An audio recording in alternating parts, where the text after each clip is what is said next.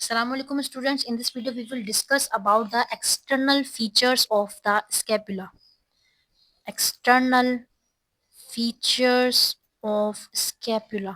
ठीक है, देखो पहले हम इससे पहले वीडियोस में डिस्कस कर चुके हैं साइड डिटर्मिनेशन ऑफ स्कैपुला और थोड़ा बहुत हमने इसका इंट्रोडक्शन पढ़ा। आप वो वीडियो देख सकते हो, उसके बाद ही आपको ये वीडियो इंशाल्लाह ताला मैं आपको भी क्लियर करती हूँ। ठीक है, external features of the scapula very easy. देखो अगर आप स्कैपुला की बात करो ना, तो स्कैपुला के पास क्या क्या होता है। देखो स्कैपुला, पहले तो बात करते हैं स्कैपुला कहाँ होती है। मैंने आपको कल बताया था इससे पहले वाली वीडियो में कि पोस्टीरियर लैटरल एस्पेक्ट में होती है। ठीक है, यानी कि पीछे की तरफ होती है आपके, और लेटरल साइड पर होती है, आपकी बॉडी के किनारों पर होती है। सही है, जो स्कैपुला आपकी जो बोन होती है ना, ये एंडोकॉन्ड्रल बोन होती है, यानी कि ये कार्टिलेज का मॉडल बनता है, तभी ये बोन बनती है। इसका मकसद क्या है, नेक्स्ट वीडियो आएगी आपको सारा समझ आ जाएगा कि ऑसिफिकेशन किस तरह की टाइप्स होती है। इसकी आप टेंशन नहीं लो फिलहाल, ठीक है, ये समझ लो। फिलहाल स्कैपुला को आपने ये याद रखना है, ये एक लार्ज बोन होती है, फ्लैटेंड बोन होती है। ठीक है, लार्ज और फ्लैटेंड होती है। इसी के अलावा ये एक ट्रांसल्यूसेंट होती है, मतलब इसमें से लाइट पास हो जाएगी। और इसकी जो बॉडी होती है हमारे पास, वो क्या होती है, ट्रायंगुलर होती है। ठीक है, और ये प्रेजेंट कहाँ होती है, ये प्रेजेंट होती है between second and eighth rib, sorry seventh rib. देखो जब आप चेक करोगे ना आप अपनी बॉडी में, यानी कि जहां पर स्कैपुला जहां से शुरू हो रही तो वो सेकंड रिब होगी, जहां पर खत्म हो रही वो क्या होगी, सेवेंथ रिब होगी। बस इतनी सी बात कर रहा है। अब देखो बेसिकली क्या है, जो स्कैपुला होता है, हमने साइड डिटर्मिनेशन की सारी बात की। अब स्कैपुला की हम बात कर रहे हैं, किसकी, पार्ट्स, यानी कि एक्सटर्नल फीचर्स वगैरह हर बात करेंगे। देखो स्कैपुला हमारे पास जो होता है ना, उसके दो पार्ट्स होते हैं। कितने पार्ट्स होते हैं उसके, दो पार्ट्स होते हैं। एक पार्ट क्या होता है, एक पार्ट को हम कहते हैं बॉडी। क्या आपकी इजीनेस के लिए मैं सारा इस तरह से समझाऊंगी ताकि आपको आपको समझ आए। ठीक है, एक पार्ट होता है बॉडी, एक पार्ट होता है आपके प्रोसेसेस। ठीक है, अब जो बॉडी होता है ना, बॉडी क्या होता है, बॉडी आपके पास ट्राई एंगुलर होता है। मैं आपको सारा बॉन्ड के थ्रू समझाऊंगी, फिलहाल समझो। ठीक है, बॉडी क्या होता है, ट्राई एंगुलर होता है, थिन होता है, और इसके अलावा ये ट्रांसल्यूसेंट, यानी कि इसमें से लाइट पास हो सकती है। और इसके फीचर्स क्या क्या हैं, बॉडी में आपको क्या क्या चीजें मिलेंगी, तो आपको याद रखना है फीचर्स के, बॉडी के अंदर आपको क्या क्या चीजें दिखेंगी। एक तो आपको यहाँ पर सरफेसेस दिखेंगी, कितनी, दो सरफेसेस। ठीक है, पहले हमने डिस्कस किया सरफेसेस का, आज मैं क्लियर कट बताऊंगी कि सरफेसेस का मतलब क्या है। यहाँ पर आपको मिलेंगे, पहले नोट करो फिर मैं सारा बॉन्ड के थ्रू समझाती हूँ। तीन बॉर्डर्स मिलेंगे, तीन एंगल्स मिलेंगे, कौन कौन से, each and everything I will explain. ठीक है, और यहाँ पर आपको खास चीज क्या मिलेगी, दो नोचिस मिलेंगी। नोचिस क्या होता है मैं आपको सारा समझाऊंगी, टेंशन नहीं लेनी, सही है। इसी के अलावा हमारे पास क्या होता है, दो सरफेसेस हो गया, ठीक है, तीन बॉर्डर्स आपके पास होंगे, तीन आपके पास एंगल्स होंगे, दो नोचिस होंगे, और इसके अलावा यहाँ पर चार फोसा होते हैं। फोसा क्या होता है वो भी सारा समझाऊंगी। प्रोसेसेस कितने होते हैं, तीन प्रोसेसेस होते हैं, आपको इस बात को भी याद ध्यान में रखना है। ठीक है, अब साथ साथ आप समझ जाओगे जो मैं बातें बोल रही हूँ। देखो पहले नोट कर लो सरफेसेस कौन कौन सी हैं, सरफेसेस नोट कर लो। एक आपके पास होगी डोर्सल, एक होगी कॉस्टल। ठीक है, तीन बॉर्डर कौन कौन से होंगे पहले नोट कर लो, लेटरल बॉर्डर, मीडियल बॉर्डर, ठीक है, और एक आपके पास होगा सुपीरियर बॉर्डर। तीन एंगल कौन कौन से होंगे, नोट कर लो, इंफीरियर एंगल, कौन सा एंगल, इंफीरियर एंगल। ठीक है, देन आपके पास होगा एक लेटरल एंगल। लेटरल एंगल कैसा है, बहुत बच्चे कंफ्यूज होते हैं, वो भी समझ आ जाएगा आज मैं समझा दूंगी। ठीक है, इंफीरियर एंगल हो गया, लेटरल एंगल हो गया, और इसी के अलावा आपके पास एक और एंगल होता है जो ऊपर की तरफ होता है, जैसे इंफीरियर होता है सुपीरियर एंगल हो गया यहाँ पर। ठीक है, दो नोचिस होती हैं, कौन कौन सी, एक होता है हमारे पास सुप्रा, देखो एक हमारे पास होता है स्कैपुला के ऊपर सुप्रा स्कैप्यूलर नोच। ठीक है, इसी के अलावा एक होता है स्पाइनस प्रोसेस और ग्लिनोइड कैविटी के दरमियान, सब समझ आ रहेगा, टेंशन लेने की। ठीक है, एक होता है हमारे पास क्या, स्पाइनोग्लिनोइड नोच, सही है, और चार फोसा, अरे फोसा चार है तो टेंशन की बात नहीं, टेंशन की बात नहीं है। चार फोसा कौन कौन से, नो, बहुत इजी है, मैं आपको दिखाऊंगी ना समझ आएगा क्यों इसका नाम ऐसे क्यों पड़ा। इंफ्रा स्पाइनेटस, सुपरा स्पाइनेटस, सब स्कैप्यूलरिस फोसा, यहाँ फोसा ऐड कर दो। ठीक है, और ग्लिनोइड फोसा, इसको आप ग्लिनोइड फोसा कहो, ये ग्लिनोइड कैविटी कहो, कोई आपको कुछ भी नहीं कहेगा। ये चार बातें समझ आ गई। चलो, तीन प्रोसेसेस कौन कौन से, पहले नाम नोट करो, फिर हम सारा वीडियो के थ्रू समझते हैं। बॉन्ड के थ्रू तीन प्रोसेस होते हैं। एक होता है आपके पास एक्रोमियन प्रोसेस, एक हमारे पास होता है कोराकॉइड प्रोसेस, एक आपके पास लास्ट होगा that will be the spinous process. ठीक है, यहाँ तक बात समझ आई। अब देखो, अब बेसिकली यहाँ पर क्या है, इन सब चीजों का आपको मेरे को बताने का मकसद क्या था, ताकि आपको सारी बॉन्ड की जो है एक आपको अंदाजा हो सके कि क्या क्या बॉन्ड के अंदर पार्ट्स हो सकते हैं। अब देखो, मैं आपको बॉन्ड के थ्रू समझा रही हूँ। देखो, this one is the scapula. ठीक है, मैंने आपको सारा का सारा स्केपुला के बारे में सारी डिटर्मिनेशन बताई थी। अब हम सिर्फ और सिर्फ इसकी सरफेसेस को जिक्र करेंगे। देखो, सरफेसेस में सबसे पहले क्या है, स्केपुला है। स्केपुला की बॉडी देखो थिन बोन होती है, खुद ही देख लो कितनी पतली सी बोन है, बहुत पतली बोन है ना, ऐसी ही हमारी बॉडी के अंदर होती है ये। अब देखो, मैंने आपको इसको रखने का तरीका बताया था कैसे रखते हैं, जैसे मैंने रखा हुआ है कल पूरी वीडियो में, इससे पहले वाली में समझा चुके। सबसे पहले क्या है, इसकी बॉडी। बॉडी को देखने के लिए आप ये देख लो। देखो, ये जो हिस्सा मैं हाईलाइट करूंगी ना, इसको हम कह रहे हैं बॉडी। क्या है ये, this one is the body. सही है, बॉडी नजर आ गई। अब बॉडी जो है वो ट्रायंगुलर है, मैंने बना दिया ट्रायंगुलर है, बहुत पतली सी है। देखो बहुत पतली है, मैं आपको दोबारा इस पोजीशन में रख रही हूँ, बहुत पतली सी है। ट्रांसलेशन का मतलब इसमें से लाइट पास हो सकती है। सही है। अब मेन चीज क्या है, यहाँ पर मेन चीज है आपके फीचर्स। देखो, दो सरफेसेस है, कौन कौन सी वो देख लो। देखो, पहली सरफेस क्या है जो आपको सामने से नजर आ रही है। देखो, पहली, मैं इसको साफ करती हूँ।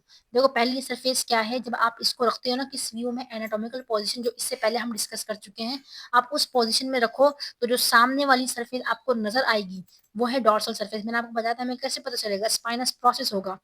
ठीक है, स्पाइनस प्रोसेस क्या है, ये जो आपको नजर आ रहा है ना, ये वाला रीजन, ये वाला हिस्सा, इस हिस्से को हम कहते हैं क्या, स्पाइनस प्रोसेस। क्या है ये जो आपको उभरा हुआ नजर आ रहा है स्पाइन प्रोसेस, क्या होता है, किसी भी बोनी पार्ट के अंदर से, मैंने बताया था बोनी पार्ट के अंदर से अगर एक और बोन निकला है उसे हम कहते हैं प्रोसेस। तो स्पाइनस प्रोसेस है ट्राई यानी कि देखो ट्राई, जो ये इसका क्या होता है, स्पाइन का क्या होता है, ये जो रीजन है ना, इसको हम कहते हैं रूट ऑफ द स्पाइन। ये जो रीजन उभरा हुआ नजर आ रहा है इसे हम कहते हैं क्रेस्ट ऑफ द स्पाइन। ठीक है, मैं ईच एंड एवरीथिंग बता के समझा रही हूँ, आप रीड करोगे ना बुक को, आपको सब समझ आ जाएगा।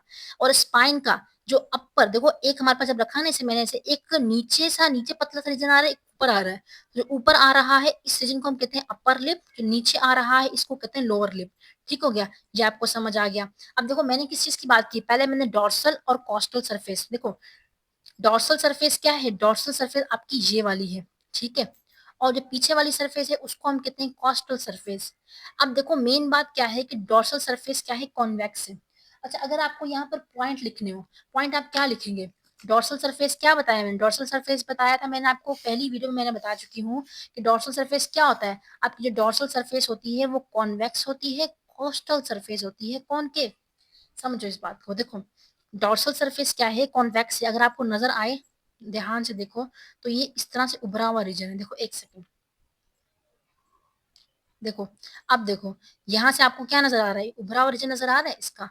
तो उभरा हुआ रीजन, तो इसका मतलब डॉर्सल सरफेस है, स्पाइन है, स्पाइन होगी वो साइड, डॉर्सल सरफेस है, और डॉर्सल सरफेस कॉन्वेक्स है। अब क्या होता है, इस स्पाइन का इससे रिलेशन बहुत है। डॉर्सल साइड पर स्पाइनस प्रोसेस की वजह से ही जो हमारा डॉर्सल सरफेस है वो दो खड्डों में कन्वर्ट हो जाता है, एक ऊपर वाला हिस्सा, एक नीचे वाला हिस्सा।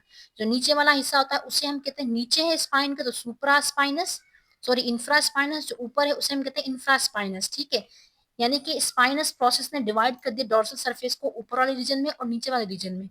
ठीक हो गया, ये बात समझ आई।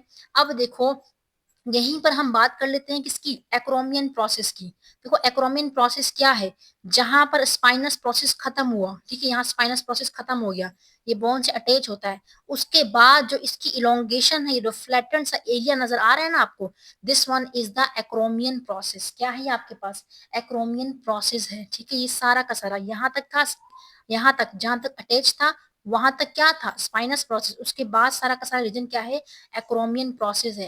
एक्रोमियन प्रोसेस का, देखो मैंने आपको कल बताया था, ये लेटरल साइड है, ये मीडियल साइड है। लेटरल साइड की तरफ एक्रोमिन के दो बॉर्डर्स होते हैं, एक लेटरल साइड की तरफ होता है, एक मीडियल साइड की तरफ। तो ये बॉर्डर क्या होगा, इसका लेटरल बॉर्डर होगा, और ये बॉर्डर होगा इसका मीडियल बॉर्डर। इसी तरह से जो हमारे पास this one is the spinous process, spinous process का जो नीचे वाला रीजन होता है उसको हम कहते हैं लोअर लिप, और अपर वाला जो रीजन है उसे हम क्या कह रहे हैं, ये जो अपर वाला रीजन है ना, इसको हम कह रहे हैं क्या, अपर लिप। सही है, यहाँ तक बात समझ आई। चलो, अब देखो यहाँ पर हमारे पास क्या है, यहाँ पर हमारे पास बॉर्डर्स है। बॉर्डर्स को हम डिस्कस करते हैं। Borders is very very easy. देखो, मैंने आपको बताया था थिकेस्ट बॉर्डर कौन सा होगा, लेटरल बॉर्डर। आपको कैसे पता चला ये थिकेस्ट है, देखो हमने चेक किया ना, बाकी बॉर्डर्स पतले थे, तो जो मोटा है वो क्या है, लेटरल बॉर्डर। चलो, लेटरल बॉर्डर, एक बॉर्डर तो हमारे पास कहाँ से शुरू हो रहा है, देखो यहाँ से लेकर ये वाला रीजन सारा का सारा हमारे पास क्या है, लेटरल बॉर्डर है, लेटरल साइड पर है। और ये वाला रीजन किस साइड पर है, ये मीडियल बॉडी के साइड है ना, मीडियल साइड है, तो मीडियल बॉर्डर है, कहाँ से स्टार्ट हो रहा है, यहाँ से लेकर सारा का सारा यहाँ तक मीडियल बॉर्डर है। सही, नीचे तक। ये नोक्स को इन्वॉल्व नहीं करना, बाकी देखो ये सारा लेटरल बॉर्डर है, यहाँ तक हमारे पास क्या है, this one is the medial border. अब अगर आप ऊपर देखोगे ना, ये वाली रीच, ये वाला रीजन, तो इस रीजन में आपको क्या मिलेगा, सुपीरियर बॉर्डर मिलेगा। समझ आ गया। अब देखो, आपने खास बात क्या समझनी है, कि जो इंफीरियर बॉर्डर है, आपको क्या है, आपके पास इंफीरियर बॉर्डर है। इंफीरियर, देखो सॉरी, लेटरल बॉर्डर है। लेटरल बॉर्डर कहाँ से स्टार्ट हो रहा है, ग्लिनोइड कैविटी से स्टार्ट हो रहा है नीचे तक। सही है। अब देखो जरा, यहाँ पर आपको ऊपर हमारे पास एक उभरा हुआ रीजन नजर आ रहा है ना, लेटरल बॉर्डर के ऊपर ही, ग्लिनोइड कैविटी के नीचे। जो ग्लिनोइड कैविटी के नीचे है, तो ये क्या होगा, ट्यूबरकल है, उभरा हुआ रीजन को ट्यूबरकल कहते हैं, मैं पहले वीडियोस में समझा चुकी हूँ। तो इसे हम कहते हैं नीचे, तो इंफ्रा ट्यूबरकुलर, इंफ्रा, इसे हम कहते हैं इंफ्रा ग्लिनोइड ट्यूबरकल। सही है, ये बात समझ आई कि लेटरल बॉर्डर के पास क्या क्या होता है। अब हम बात करते हैं किसकी, सुपीरियर बॉर्डर की। देखो, मैंने आपको कहा था ना, बॉर्डर तो है सुपीरियर, लेकिन यहाँ पर आपको एक नोच मिलेगी, उसका नाम होता है आपके पास सुप्रा स्केपुलर नोच। देखो, नोच का मतलब होता है कोई भी खड्डा जो कि यू शेप दे रहा हो। अगर आप गौर से देखो, ये क्या है, सुपीरियर बॉर्डर है, और स्केपुला के ऊपर ये नोच है, तो इसको हम क्या कह रहे हैं, सुप्रा स्केपुलर नोच, यानी कि स्केपुला के ऊपर एक यू शेप चीज है, जो हम कह रहे हैं सुप्रा स्केपुलर नोच। ये हमारे पास कहाँ मिलेगा, आपको सुपीरियर बॉर्डर पर मिलेगा। देन आपके पास एक और, आपके पास, चलो ये बात होगी। अब हम बात करेंगे इसकी सुपीरियर बॉर्डर की। सुपीरियर बॉर्डर क्या हो गया, सुपीरियर बॉर्डर सारा का सारा ऊपर वाला रीजन हो गया, ऊपर है तो सुपीरियर बॉर्डर कह दिया। अब हम बात करते हैं एंगल्स की। देखो, ये बहुत नॉर्मल चीजें हैं, आपको समझ आ जाएंगी, ठीक है, मैं आपको साथ समझा रही हूँ। देखो, एक ये समझना पड़ेगा आपको, एक जो है, अगर ध्यान से देखो, देखो ये कौन सा बॉर्डर था, ये मीडियल साइड थी, ये लेटरल साइड थी। मीडियल बॉर्डर और लेटरल बॉर्डर की जंक्शन पर हमारे पास एक नोकदार हिस्सा बना, एंगल बन रहा है। इस एंगल को हम क्या कह रहे हैं, इस एंगल का नाम, ये एंगल कहाँ नजर आ रहा है आपको, ऊपर नजर आ रहा है ना, एक एंगल आपको नीचे भी नजर आएगा, जो ऊपर है उसको हम कह रहे हैं सुपीरियर एंगल। नीचे ये क्या साइड थी, लेटरल, ये मीडियल, लेटरल और मीडियल बॉर्डर के मिलने की वजह से एक बॉर्डर बना, उसका नाम क्या है, ये जो बॉर्डर नजर आ रहा है ना, इसे हम कहते हैं, नीचे है तो इंफीरियर बॉर्डर, इंफीरियर एंगल, नीचे एंगल है तो इंफीरियर एंगल।